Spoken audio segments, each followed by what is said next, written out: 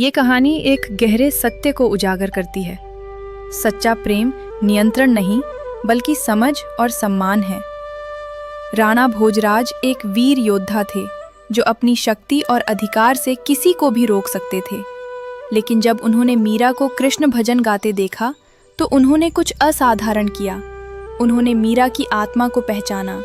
उन्होंने देखा कि ये केवल गाना नहीं था बल्कि मीरा की भक्ति में एक दिव्य तेज था, एक आंतरिक प्रकाश जो उनके अस्तित्व का हिस्सा था।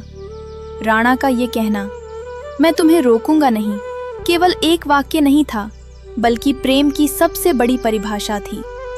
वे समझ गए कि मीरा को उनकी भक्ति से अलग करना उनकी आत्मा को नष्ट करने जैसा होगा। आज के समय में रिश्तों में सबसे बड़ी समस्या है एक दूसरे को अपनी अपेक्षाओं के सांचे में ढालने की कोशिश। हम अपने प्रियजनों से प्यार तो करते हैं लेकिन साथ ही उन्हें बदलना भी चाहते हैं। पति चाहता है कि पत्नी अपनी नौकरी छोड़ दे। माता पिता चाहते हैं कि बच्चे उनकी पसंद का करियर चुने। प्रेमी चाहते हैं कि साथी अपने दोस्तों से कम मिले। लेकिन सच्चा प्रेम वो है जो कहे, मैं तुम्हें वैसे ही प्यार करता हूँ जैसे तुम हो और तुम्हारे सपनों को पूरा होते देखना चाहता हूँ। अपने लव्ड वंस के पैशन को सपोर्ट करने का मतलब है सुनना। उनके सपनों को गंभीरता से सुने, भले ही वे आपको अजीब लगें। मीरा की भक्ति शायद उस समय के सामाजिक मानकों के विपरीत थी, फिर भी राणा ने सुना।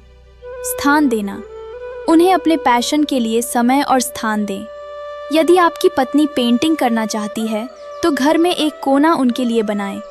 यदि आपका बेटा म्यूजिशियन बनना चाहता है तो उसे प्रैक्टिस करने दें। प्रोत्साहित करना, जब वे हार मानने लगें तब उन्हें याद दिलाएं कि आप उन पर विश्वास करते हैं। राणा ने मीरा की भक्ति में तेज देखा, वे उनकी खूबसूरती को पहचान सके। सैक्रिफाइस करना, कभी कभी सपोर्ट का मतलब है अपनी सुविधा को दूसरे रखना। शायद राणा को मीरा का इतना समय भक्ति में लगाना अच्छा नहीं लगता हो, लेकिन उन्होंने अपनी इच्छा से ज्यादा मीरा की खुशी को महत्व दिया।